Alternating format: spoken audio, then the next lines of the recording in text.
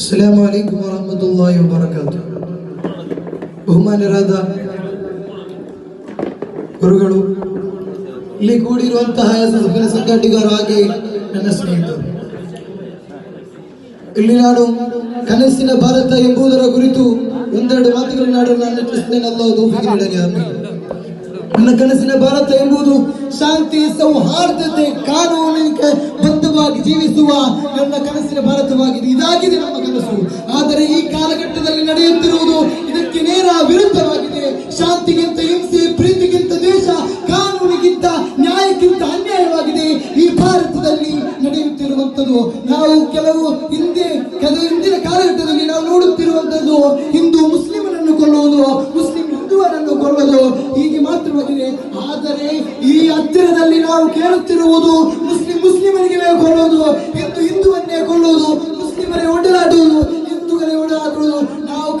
ನಾವು ಚಿಂತಿಸುತ್ತಿದ್ದೇವೆ. ಇದು ಭಾಷೆ, ಜಾತಿ ಎಂಬ ವಿಷಯಗಳನ್ನಾಗಿ ಗಂಟಾಗುವುದು. ಆದರೆ ಈ ಕಾಲಘಟ್ಟದಲ್ಲಿ ನಾವು ನೋಡುತ್ತಿರುವುದು ಇದು ಭಾಷೆ, ಜಾತಿಯಿಂದಲ್ಲ, ಕೇವಲ ಮಾನವೀಯತೆ ಇಲ್ಲದಾಗಿದೆ. ಆದ್ದರಿಂದ ನಾವು ಒಂದೊಂದು ಜನರು, ಒಂದೊಂದು ವ್ಯಕ್ತಿಯು ಮಾನವೀಯತೆಯಿಂದ ಕೂಡಿರಬೇಕು. ಮಾನವೀಯತೆ ಎಂಬುದು ಕಲಿಯದೇ ಕಾರಣವಾಗಿದೆ. ಈ ಕಾಲಘಟ್ಟದಲ್ಲಿ ನಾವು ನೋಡುತ್ತಿರುವಂತಹ ಈ ಭಾರತದಲ್ಲಿ ಕೊಲೆ, ಅತ್ಯಾಚಾರ, ಅನಾಚಾರ ನಡೆಯುವುದು ಅವರಿಗೆ ಮಾನವೀಯತೆ ಇಲ್ಲದ ಕಾರಣದಿಂದಾಗಿದೆ.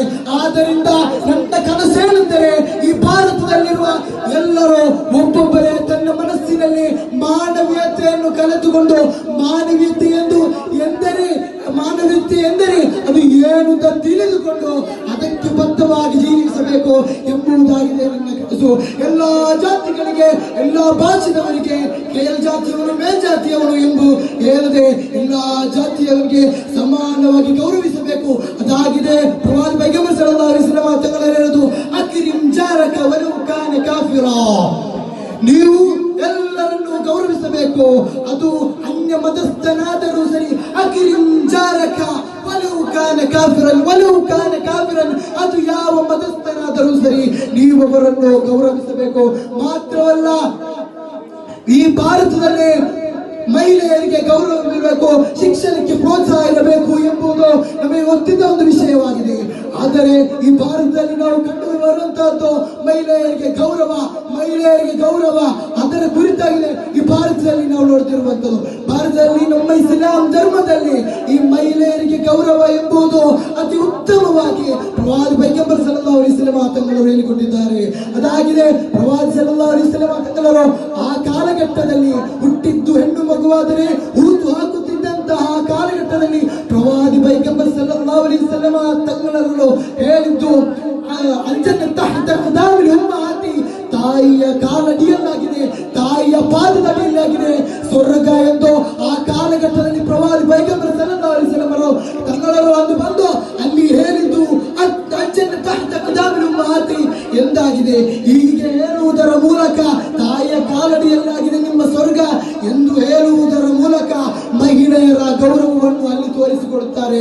ಅವರು ಹೇಳಿಕೊಟ್ಟದ್ದು ಮಾತ್ರವಲ್ಲ, ಅವರ ಶರೀರದಲ್ಲಿ, ಅವರ ಜೀವನದಲ್ಲಿ ಅವರು ನಡೆಸಿ ತೋರಿಸಿಕೊಟ್ಟಿದ್ದಾಗಿದೆ ಈ ಮಾನವೀಯತೆ ಎಂಬುದು. ಅದಾಗಿದೆ ನಮ್ಮ ಭಾರತದಲ್ಲಿ ಇರಬೇಕಾದದ್ದು. ಮಾನವೀಯತೆ ಇದ್ದರೆ ಮಾತ್ರವಾಗಿದೆ ನಮ್ಮ ಭಾರತ ಒಂದೇ ರೀತಿಯಲ್ಲಿ ಹೋಗುವುದು. ಮಾತ್ರವಲ್ಲ, ಭಾರತದಲ್ಲಿ ಶಿಕ್ಷಣಕ್ಕೆ ಪ್ರೋತ್ಸಾಹ ಇರಬೇಕು. ಶಿಕ್ಷಣ ಅಂದರೆ ಕೇವಲ ಲೌಕಿಕ ಶಿಕ್ಷಣ ಮಾತ್ರವಲ್ಲ, ಕೇವಲ ಧಾರ್ಮಿಕ ಶಿಕ್ಷಣ ಮಾತ್ರವಲ್ಲ, ಇವೆರಡೂ ಕೂಡ ಒಂದೇ ರೀತಿಯಲ್ಲಿ ಸಮಾನತೆಯಿಂದ ಸಮನ್ವಯದಿಂದ ಕೊಂಡೊಯ್ಯುವ ಶಿಕ್ಷಣವಾಗಿದೆ.